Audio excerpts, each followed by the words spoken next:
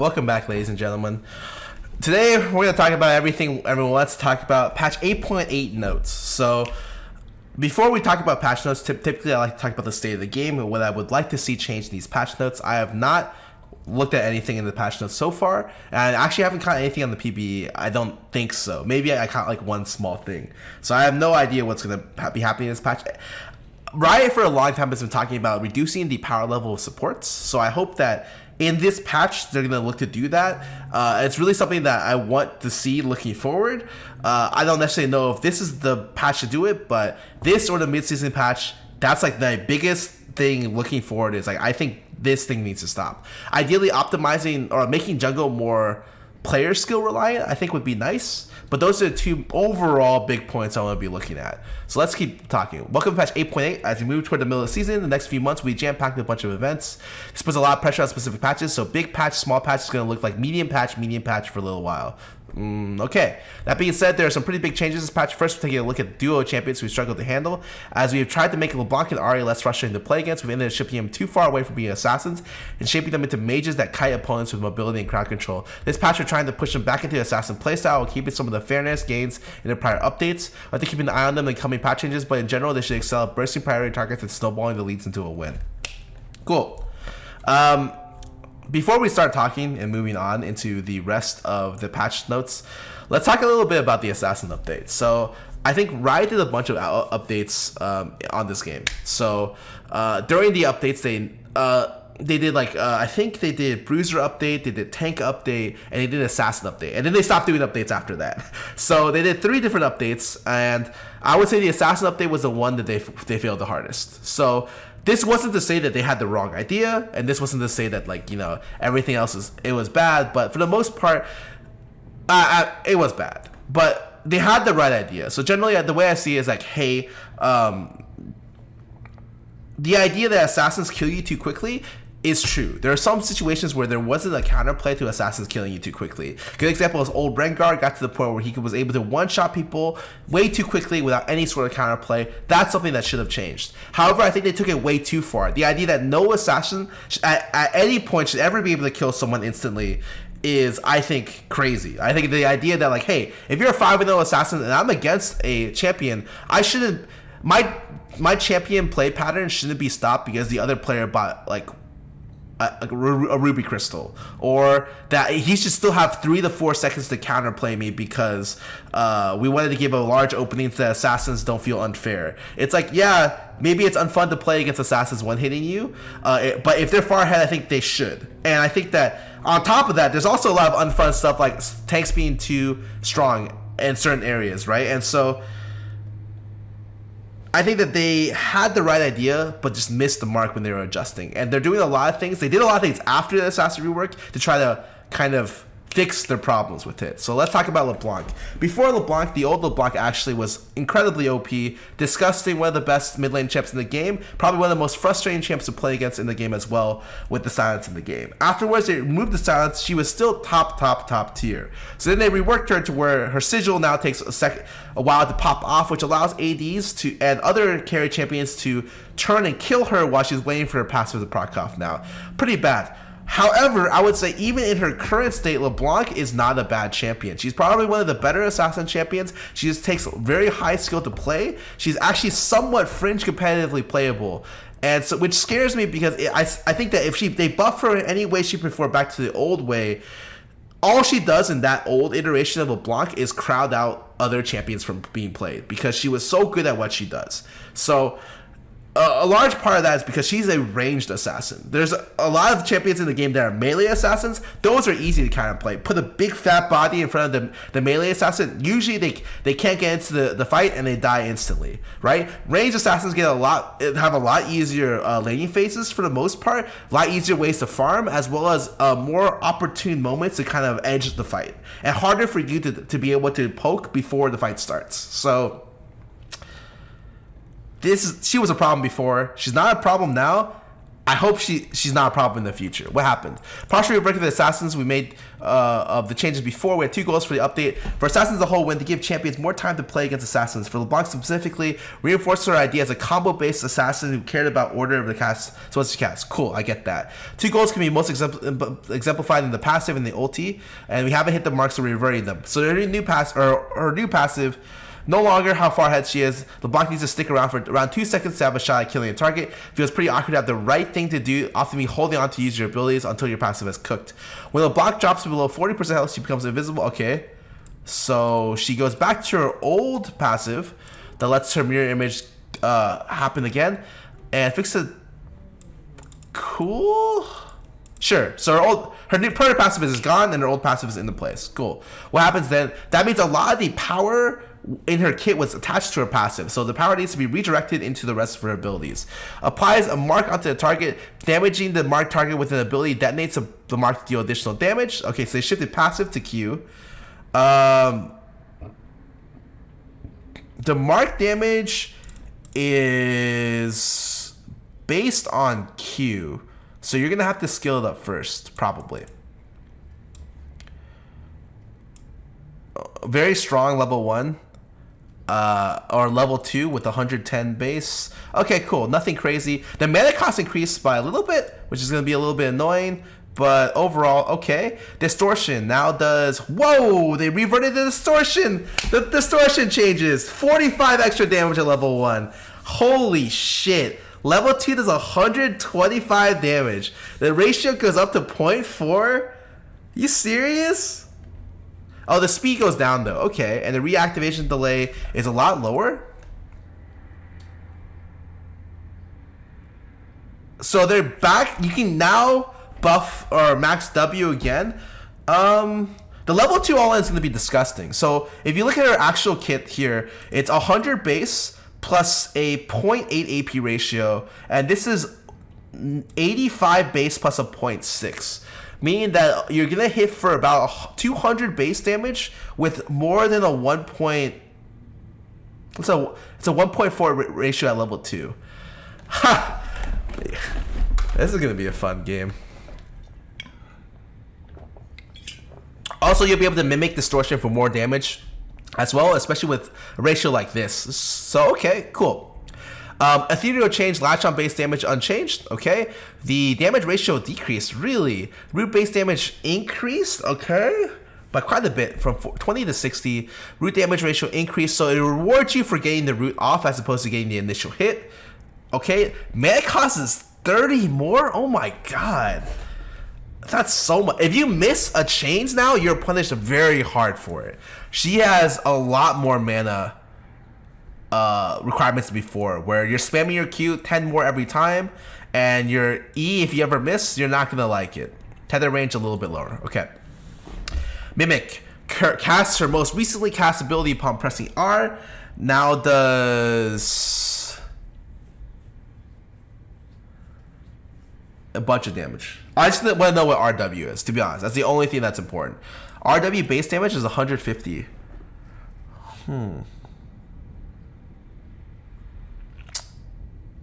Okay. She's going to be interesting. I want to know if you, before you used to play LeBlanc maxing W, and what that ended up doing was that gave you not only a really, really strong cooldown to be able to constantly go in and go out, like you had multiple windows to be able to harass, but also you had really great wave clear alongside those windows. And so they nerfed that to where you have to max Q now to get the wave clear, but now you're back in a spot where that's not necessarily the case. Maybe you could do one or the other. It seems like W is going to be really interesting, and at least, the very least, mimicking a W won't make you feel really bad. 150 base at level 1 is nothing to scoff at. Sure, the other thing is higher, but that's to be expected because they're single target abilities, right? Okay, cool.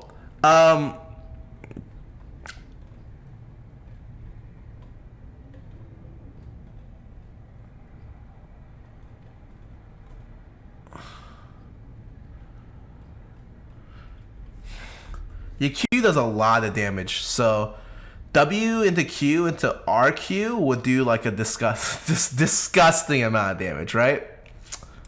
700. Okay. I mean, she's definitely gonna be chunkier. Like, she will hit you hard. I don't necessarily know how oppressive she is. I will say first impressions are that her initial level 2 laning phase is going to be quite good. Very, very, very strong. And I would say that her kill pressure at level 3 is going to be immense.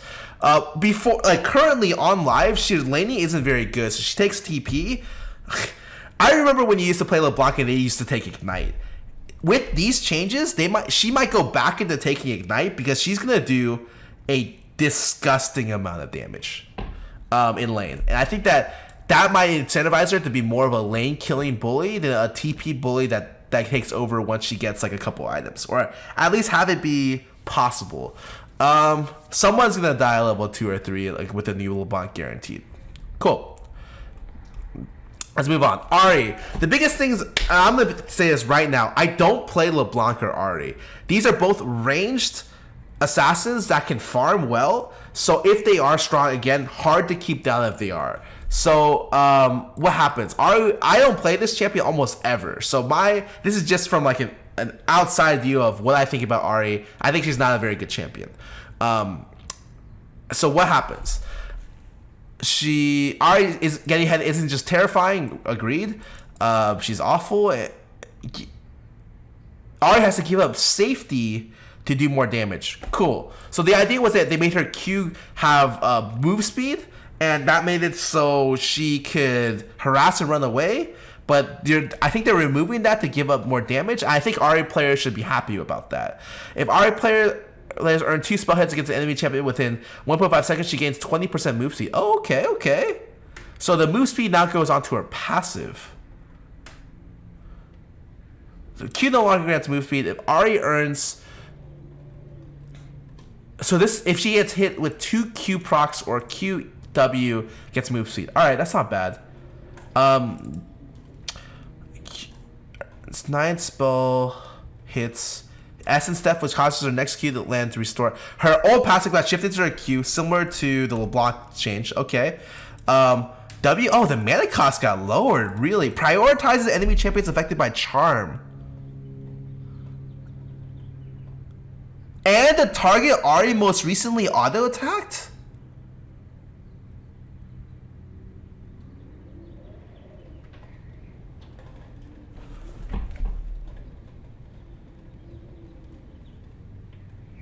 That's crazy. That's actually so good.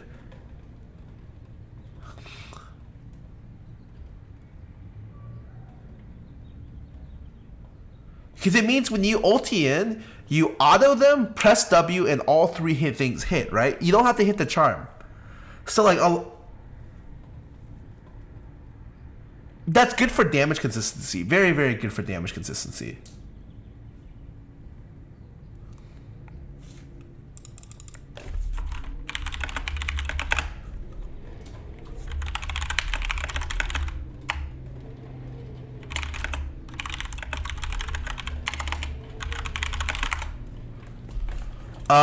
Charm, I don't know how much damage Foxfire does though, but the mana reduction always helps.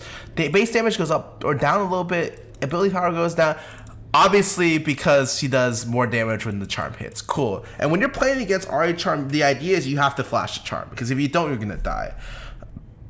Base damage decreases, ability damage increases actually by 0.1. That's quite a bit. So this goes down to... She gets more damage if he lands the charm, so she can just one-hit them. And this helps out a lot with the mana cost reducing. Alright, I think it's really interesting. I think that I like what they're doing with this, and I do think that she didn't need the move speed. She would prefer to do more damage, or else there's no point to play her an assassin if you can't kill stuff. Aurelia, base armor increased, Q damage to minions increased, R cooldown wait, they're just nerfing the shit out of this shit. Base damage, well, except for the base armor, increased, damage to minions increased. Okay, that's okay. Flawless duets, minion. Oh, this fixes the E hitting multiple targets, and this is R going down. A lot of people, too many people were using this for damage. I get it. She is a very good champion with a head and looks super, super strong in the mid to late game. I think she scales very well, so I don't mind these nerfs, and they even gave her a little bit of help in the laning phase. So nerfs here. Buffs here. Cool. Zero soldier damage to primary targets decrease at earlier levels. Allows him to avoid punishment in tougher matchups. Less wave clickers force him into harsher decisions. Okay. This, holy shit. The damage got lowered to 25% for 40? Oh my god. They really don't like us. Okay. I understand playing against Zephyr feels like you're literally just wave clearing. A lot of times that's true. And it's true for a lot of the main mid laners who want to cheat lane. Right now, what's the trifecta of good mid laners? It's like a Zero, Rise, Cassio, and Thalia are very, very good. And so these 4 champions kind of crowd out a lot of the other champions in the game because they're just super, super strong. I don't mind nerfs like this, but it is definitely going to be... I think anything to bring these 4 juggernauts down is a good thing because it allows more champions to be played mid. So I'm down for that situation. Braum, I think this champion's E is absolutely insane. And because of that, he should have nerfs in other parts of his kit. He's too tanky. Armor growth decreased. Resistance gain decreased. Bonus resistances are applied more. Our bonus resistances decrease as well. Great. I think that's super good, especially because I think W is the thing you max last. So this is quite a significant nerf, especially with supports getting the lowest levels in the game. So great Braum nerfs. This champion is annoying. Galio R cooldown increased. Yes, I think this champion is super strong right now. And the global is what a lot of people are abusing in competitive. Cool. Nerfing that, no problem. Graves, health growth increased, arc cooldown decreased. Cool. I love Graves. I think Graves is great. He's a very, very fun champ to play in the jungle. I think right now Kaisa and Kindred are overtaking him slightly, a little bit, in terms of the ranged AD stuff. But I think that I'm not opposed to buffing Graves to put them back in the meta. Or maybe not in the back of the meta, but make him more viable. I like it. Okay, cool. Janna. This champ got 5 movement speed decreased and 5 damage off the Zephyr at all ranks.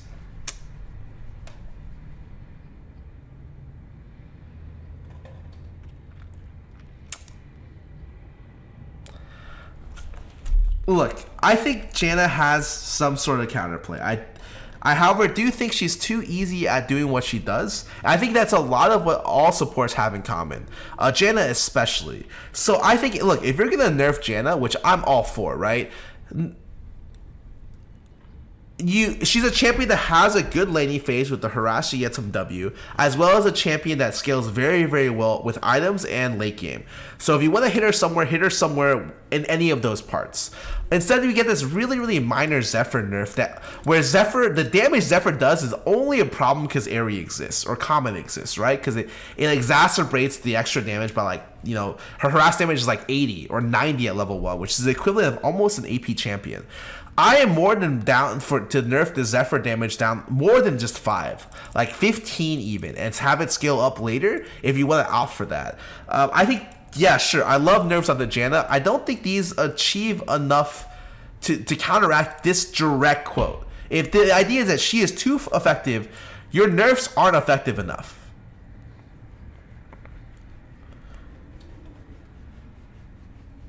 Her W does scale with move speed, so her W damage got decreased a little bit as well. I just think that overall she could have used a little bit more nerfs. However, I'm happy to get just this. So I would say could have done more. Okay with what I see. Kaisa, champion is OP. Really, really strong. Let's get some nerfs in. Struggling through lane phase, we boost her lane phase with some buffs as people continue to learn how to play her. We're stripping her strength away. Cool. Nerf her base health regen, nerf her health regen growth, and then make it so her Q has less bonus damage, less bonus attack damage scaling. Fair enough. I think she's too good.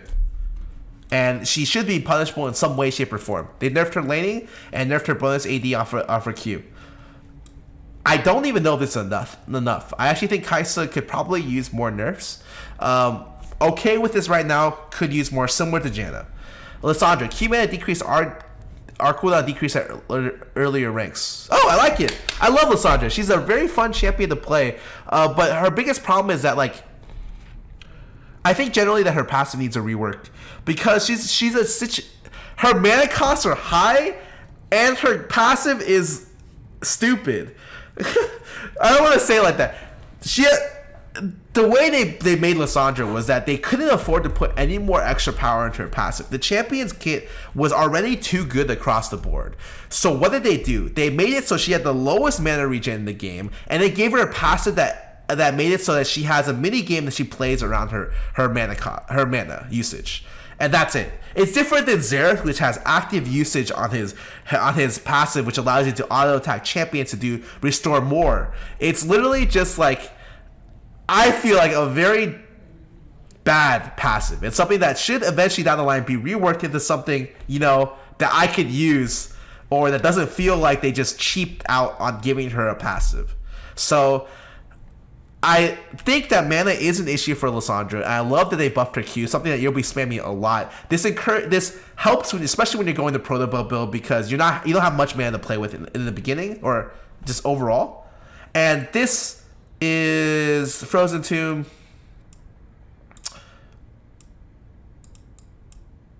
Cool. I always like CDR off on this. I'm surprised it's only 10. 10-5-0? She could have used more. Definitely more early, but right now, Lissandra's biggest problem is that her relative range is too short. So when she's matched up against top tier mid laners, they all outrange her. So her best option is to shove, but her mana regen is terrible. So when she shoves, she ooms herself faster than the enemy mid laner. So she has poor range, so she always gets outpoked and shoved out of lane, and she has poor mana, so she pretty much always gets pushed out of lane on top of that. And if she opts to go for mana, because she has poor range, she can get poked down and killed a lot easier. So she has like a really bad problems due to range and mana, and I think that like any kind of fixes toward that help her out quite a bit. So yeah, the Q buff helps out. It's great, really good. Nautilus, mana increased. Okay, wow, what a big mana cost buff. Attack damage increased by 4. Okay. Dredge line decreased by 4 early, and this is what you're maxing last. So 4 seconds off your dredge line, really really nice. Cool. I actually think the mana cost help out a lot. The AD, I don't know if that's relevant, but the mana cost helps out quite a bit. I don't necessarily think Nautilus is going to be super OP off these changes, but any small help to Nautilus is good. Rise. Okay. Too good of a champion. High wave play in mid lane is particularly worrisome in 2 cases: when it over enables a champion to roam, and when it allows a hard scaling champion to avoid fights until late game. Yes. Same with Rise. So they're making his mana cost 20 more. That's so much. 50% more expensive. Jesus. I'm down. I hate Rise. So please, I think that he needs nerfs like this. I think that Rise, similar to other champions like Soul, can cheat the lane quite a bit because he can just outshove everyone and then run away to go by until he gets strong enough to where he can match you. Scion, Q damage ratio decreased at earlier ranks. Doesn't sacrifice much in order to max E. Instead of Q, he in return gains strong range poke, which makes him a dominant pick not in top lane, but also mid in some matchups. Yes, I understand. Yes, I do understand that. So what did they do? They nerfed his total AD scaling early? Okay, so they made it so he doesn't get such a large benefit from his level 1 Q. Because right now people are maxing E and then going W. I like it. Okay, I think... Okay. I see where you're going with this. Any kind of nerfs to this champion I think are appropriate because I think he's too good at tanking. Tom Kench, E health restore decrease. W no longer grants Tom movement speed while moving away toward enemy champions with a friend in his belly. Okay. I didn't even know this was a thing, to be honest. And Grace health restore over time is lower. I think Kench naturally counters a lot of champions. He is the anti-assassin a lot of times. And I think that is a problem. However, I think that his kit should be in the game. There should be some way to save people in the unique way that Tom Kench saves people. However, there should be large penalties to do that. In fact, if it was up to me, I would say that if Tom Kench has an ally in his belly, he should just move slower. Similar to when he has an enemy in his belly. Maybe not as slow, but like you have to, if you're going to keep someone invulnerable for X amount of time, you have to give up something for that. I think the fact that he can swallow someone and run at full speed, kind of weird, to be honest. And I think that maybe they should give up more for that kind of very, very unique kind of anti-aggressive ability.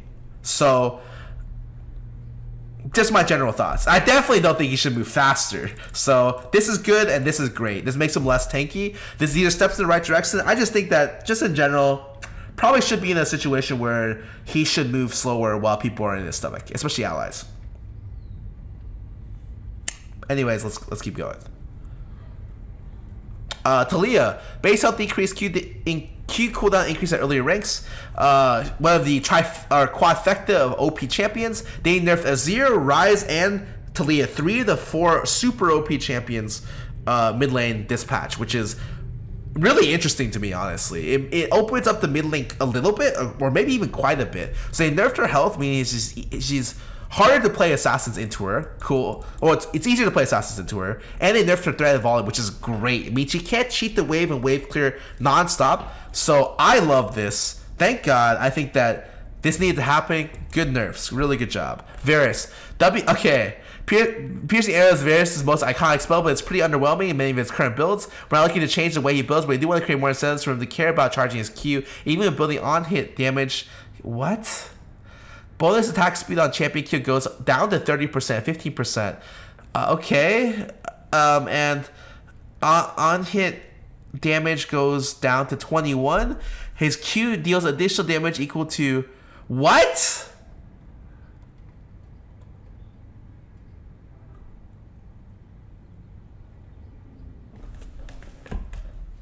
Why?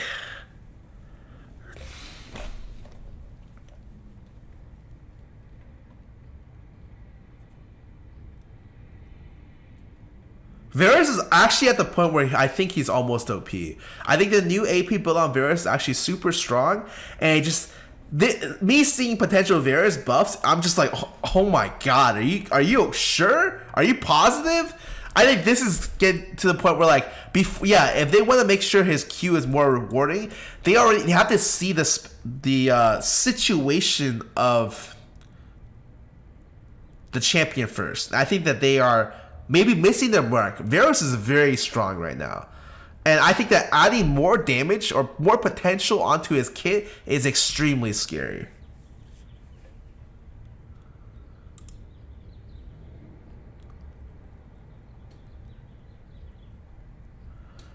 It has having a 40-second cooldown is cool, but I mean that just encourages the current build, right? Which is the on-hit AP build. But it's an execute because it does missing health, and the Q cooldown is already fairly long. It's like what, 12 seconds? It's like 16 seconds at level 1, and then more when you scale into it, which you're not going to scale into it if you're doing the current build, right? And so it means every 3 Qs you can proc this. Even if it's a 40-second cooldown, it's still scary, in my opinion. Anyways, let's keep going. Vi, base armor decreased. What? Armor growth increased. Okay. Health regen, growth increased. Okay. Passive Q decrease. What?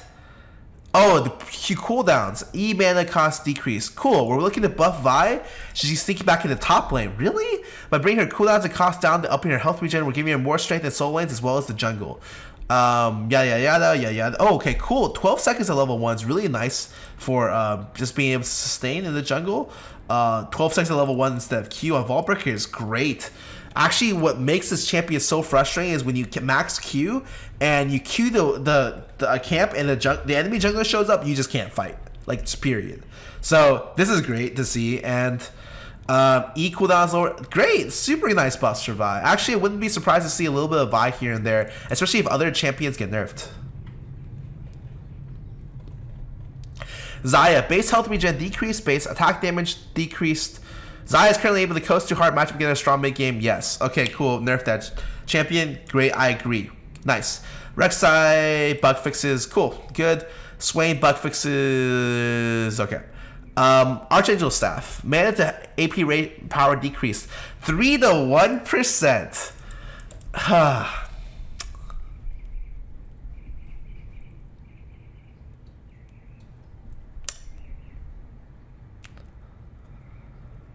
Yeah, this Archangel's just... The way I see Archangels is an offensive defensive item, similar to Abyssal Scepter back when it was super OP in the game. Why is when you give an option to have an offensive defensive option, and the option is this exists, plus an option for to be a defensive option and an offensive option. People are always going to go for the offensive defensive option because it is the least risk, highest reward option. And so that's kind of where Archangel sits, where it's like, okay, well, if I can go Ludens, but there's some situations where the enemy team is going to be able to touch me. And if that's the case, well then why not just go Seraphs and get a free 400 health, 500 health shield? So that's kind of the situation I see it. Archangel's just being too good relative to its other options. On top of this, like, nerfing this is great. Sure, I agree Archangels needs to be nerfed, but this just nerfs the ability to synergize with this item, which is something that for me feels bad because I want to sometimes build around Archangels. I want to go Archangels plus like Frozen Heart, or Archangels, well, maybe not that. Archangels plus like Roa, right? And this incentivizes me to be able to build around this item more. Instead, it's just like, since the item is so OP, they had to take away something from this item, and they had to take away this scaling conversion.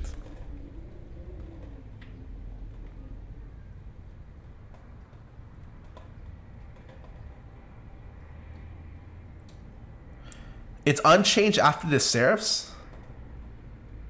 Wait, but that doesn't change any of my complaints about the item. Like, at all. You guys, that doesn't change any of my opinion on the item, the problem with the item, or like at all.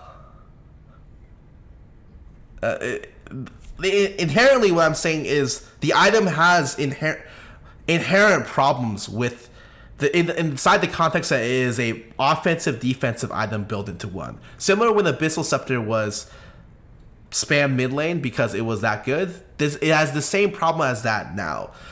The build up time, so it's spiking too early and it's making it. I understand I misread it, but my general thoughts about Archangels is the exact same as I'm saying.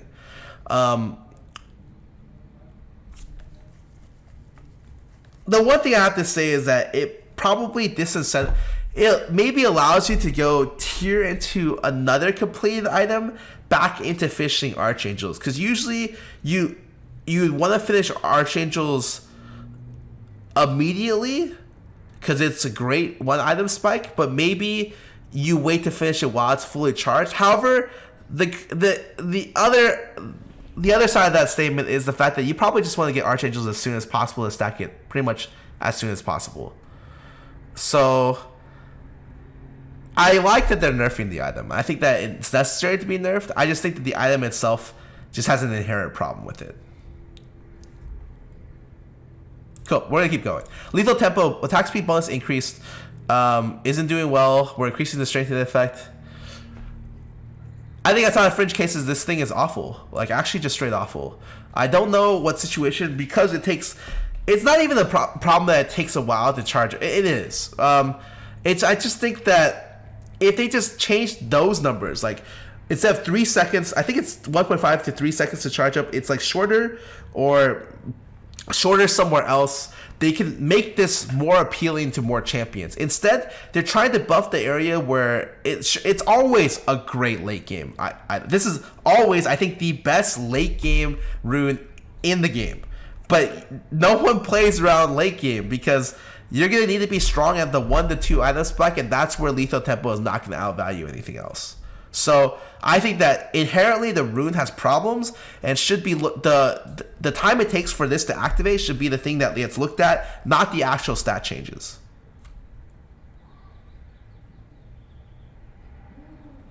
Dark Harvest bug fix is cool. CPU lens removed. What? Whoa! What? Current alteration now available at level 1. Super trinkets now retain the same print.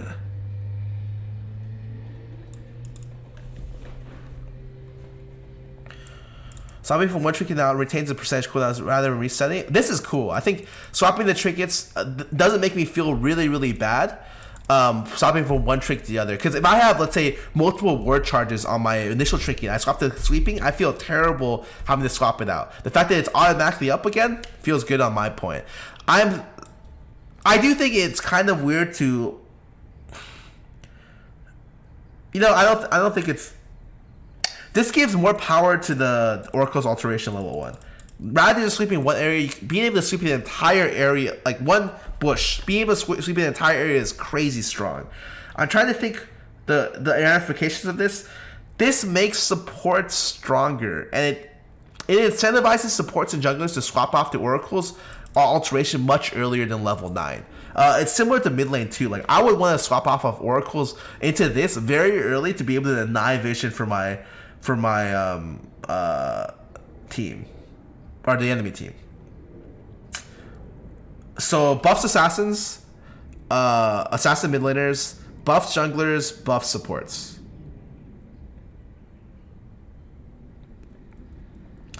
I'm always scared about giving more power to supports though. Home start buff is granted by the fountain until slightly later in the game. Home start now begins to fall off at our turrets, not the river. Gives 2 significant of a defender's advantage to champions who never cross the river. Defensively, champions who run out to the bush near the river retain the movement speed buff. Easily run from any invaders who lost their movement speed buff once they set in the river. We're changing the movement speed buff. Oh, it's the very first buff. So now it falls off of the outer turrets.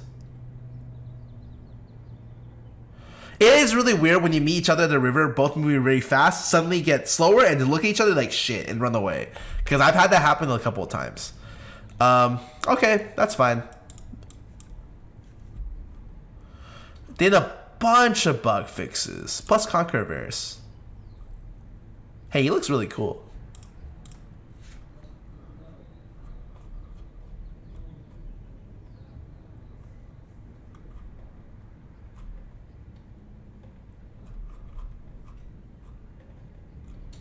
Fix a bug that caused gemstones to drop 5% more often than intended.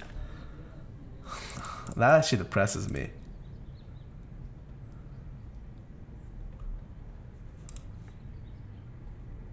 That's a funny Rumble skin.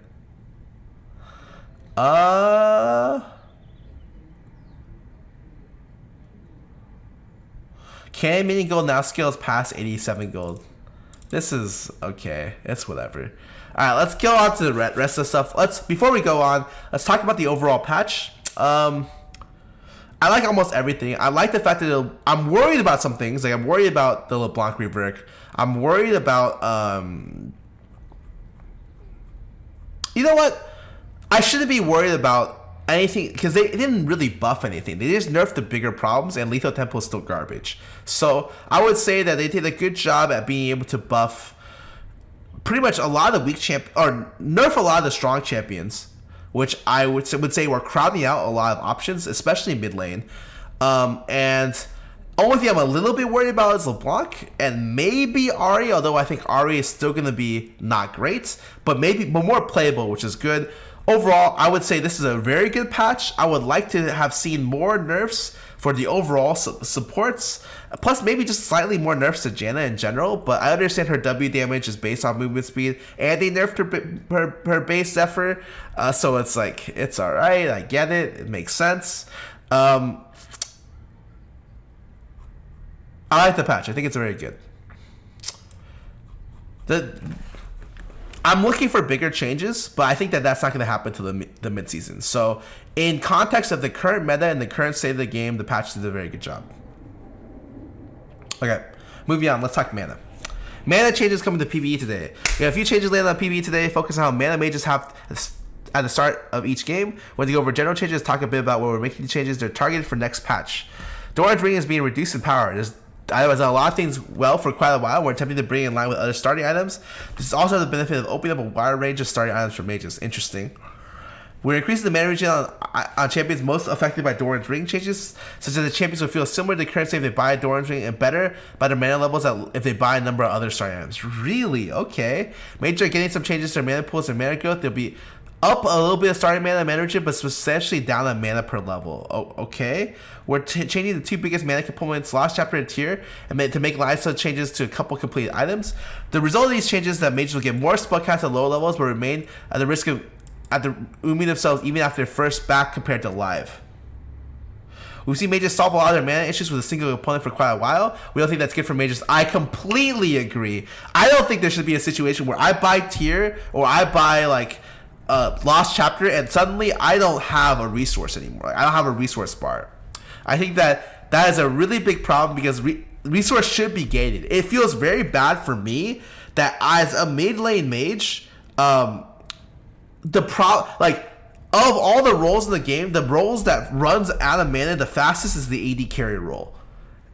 I think that is actually insane. They're the role that has to watch their resource the most in comparative to all the other roles. And that, for me, feels stupid.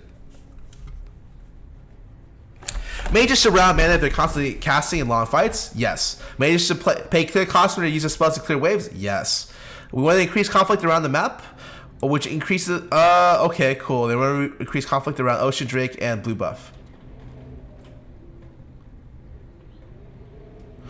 Changes below making manage more important tests. No longer gives mana regen, no longer gives mana return, now gives 5 mana per 5. Oh, no longer gives mana on minion kills? I thought this made Doran's Ring more incentivizing for better skilled players. Okay. Now it gives 5 mana on hit?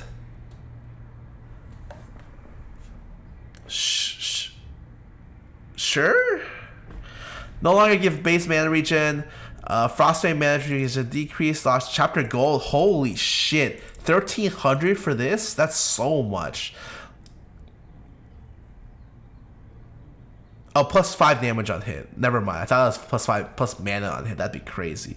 The Lost Chapter used to cost 900, now 1,100, now 1,300. Think about when you're playing mid lane. 1,300 is the equivalent of a BF sword back.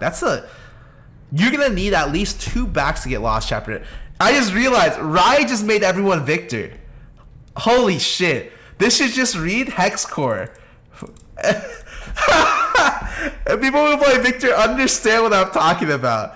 Lost Chapter has now turned into Hex Core. And if you can't back on that, how do you feel as a Victor player when you can't back in your first buy isn't Hex Core? It feels bad. Everyone is gonna feel bad alongside if you're gonna Lost Chapter champion.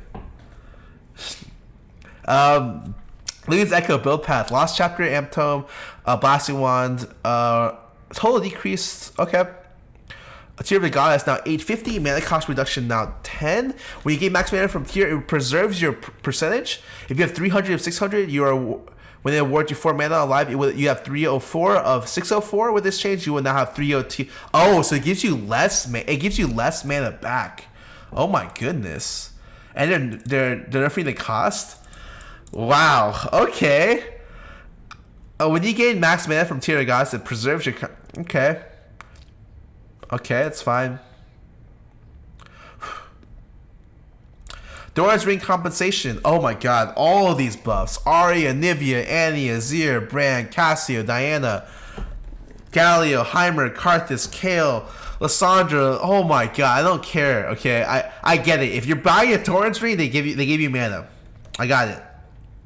Well, let's talk changes. So I agree that I think mana should be a resource for mages. I agree that, and I agree pretty much with everything in this statement. What the change strives to do is strives to make mid lane a more mages a more difficult role to play, is because you have to actually look at your resource and figure out and your goal to be able to back on certain timings and to be able to use your abilities. It means earlier you can use more abilities as well. However, off your first and second backs, you may not have the ability to go infinite, which is kind of what's the situation right now. You may not have that much mana early, but you have a ton of mana on your first or second back. Whereas now it's kind of more smoothed out. I like the idea of it. The one thing I have that's a problem is that this might be something that makes it very difficult for people to play the game. I don't mind rewarding people for player skill. However, the entire concept of League of Legends has been, let's be able to cast a lot of abilities and let's be able to cast a lot of abilities throughout the game. So with this has always been reinforced by the idea of let's add 40% CDR in the game for every role, pretty much. Essence Reaver, throw all these 20% CDR items for mid laners, have all this CDR for top lane. The idea is that, and then for the most part, resource management in this game has always been lower than other games and other games of the same genre. So the idea of this game has always been, let's use our abilities and let's use them a lot. Now, if the idea now is, let's use our abilities, let's use them a lot, but now we have to look about our resource, that's a drastic change from how they were, that League of Legends, I feel like, played out before. Personally, I don't mind that change, because I think it makes me kind of feel better about being able to get back timings off, or being able to just work around good gold timings, or it should incentivize skill differences between your lane opponents. However, it might just end up being, it incentivizes champion differences, where certain champions that can stay in lane for X amount of times are better, or certain champions that force the other player out of lane are better. So more, it might be worse. And so, especially when you look at the gold changes, right? I remember when Riot originally had to nerf BF Sword down from 1,500 or 1,600 gold down to 1,300, because it was so frustrating to go back and not be able to buy this item. Or to buy BF. And now, for the mid lane items, they're nerfing the cost, and they're making it more expensive. For me, if I'm playing a Lost Chapter champion, and I go back at 1,100 gold, and I can't buy Lost Chapter, I'm going to be very upset. Now, whether that means I'm upset at the game, I don't know. But I'm worried about their execution. I think their idea is correct.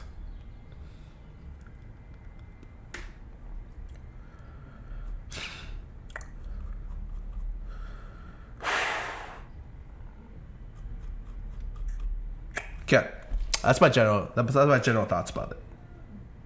Cool. Rise work on PBE. The PBE cycle, you know, some pretty significant rise changes. Well, hello, rework number 5.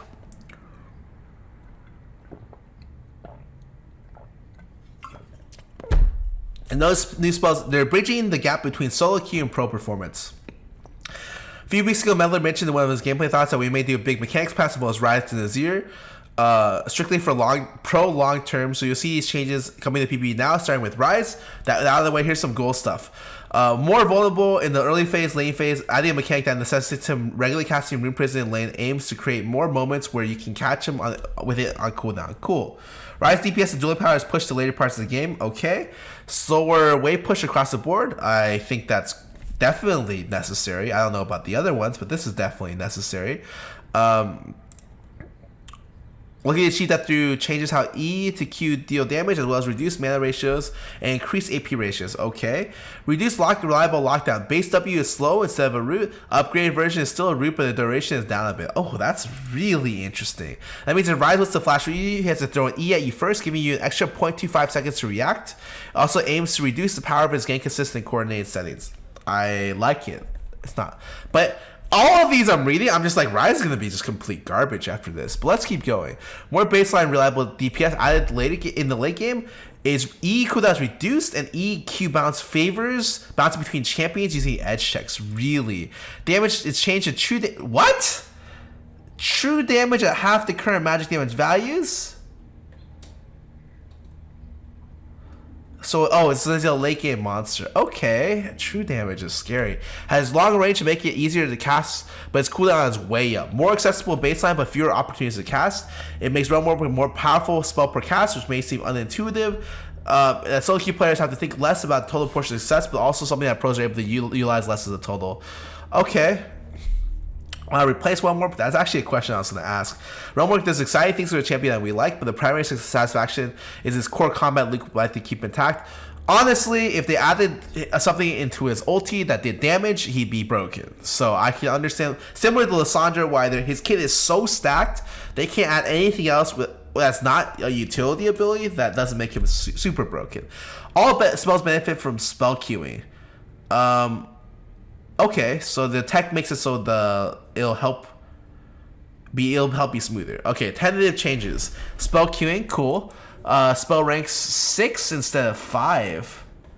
And there's 3 ranks for this. Oh, there's 5 instead of 6, sorry. And there's 3 ranks for the ulti. Okay, so they're doing damage +2 to 3 +2. Oh, so they're decreasing mana ratio, increasing AP. That's exactly what you expected. Deal 4 +2% per level additional damage, true damage as enemies with Flux. Places E bonus damage mechanic. Okay. Shielding. 60 per level, decreased to +5 per level. It incentivizes you to max this first, right? Because the shield increases. And 60 +5, meaning that at 10... Isn't this just a better shield? Oh, the cost of the ability goes up by a lot. Oh my god. 40 to 80 mana instead of just 40 overall. That's a huge nerf. Definitely something that's going to take a while for your mana items to be able to support that. Move speed goes down over time. Okay. Shielding, it looks like it's relatively the same. Until late game, which is more, right? Worse early, better late. Okay. Rune duration 4 to 5. Renewing on taking or dealing damage. Taking or dealing damage? So it will stay on. Really? That's interesting. Rune prison cooldown 15 to 7. So okay, it scales down a lot. It goes up 3% bonus mana. Roots for 0.75. Applies a 50% slow. Remove the mana cost? What? Root casting prison restore. Oh my! Oh, so they're making it so you're forced to cast W to get your mana back, and the rest of his abilities costing more mana, so that to be able to do your combo, you have to cast.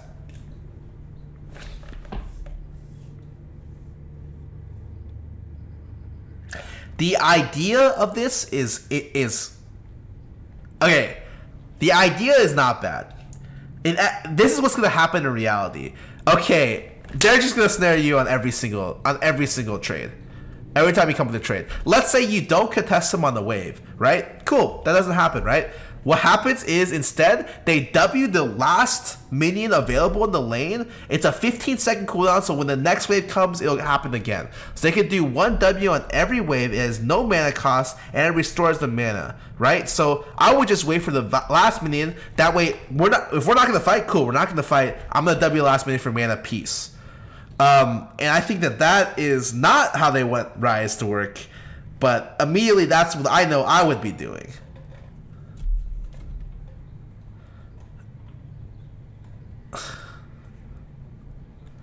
Spell Flux.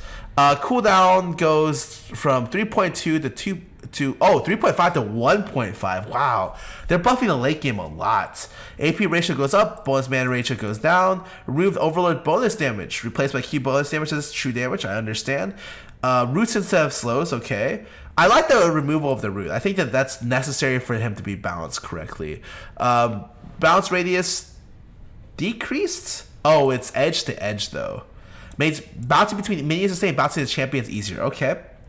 And realm warp increased. So making it much harder for him to wave clear, which is good. I like that. That's really, really good.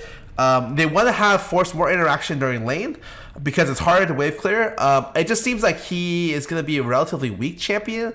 I don't necessarily know if him being able to...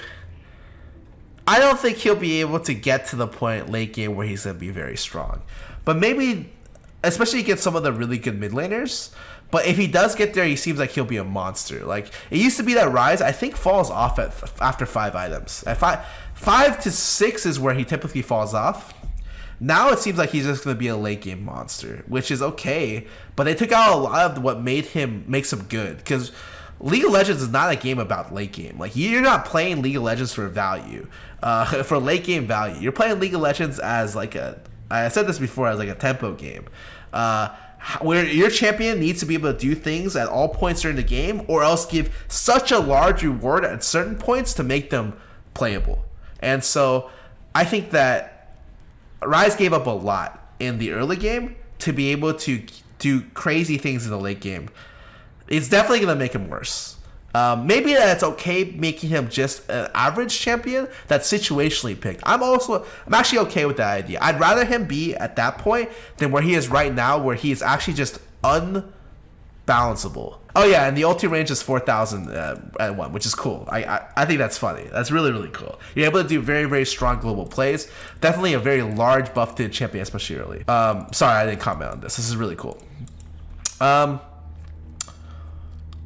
a little bit worried about this champion's like actual playability, but the idea is that whatever happens, Rise is probably gonna be worse than he was before. But the fact that it's a 5-minute cooldown, Jesus. All right, I think I'm done. That was my patch preview, mana and Rise preview. That didn't take that long, did it? That took an hour. Okay, well that did take quite long.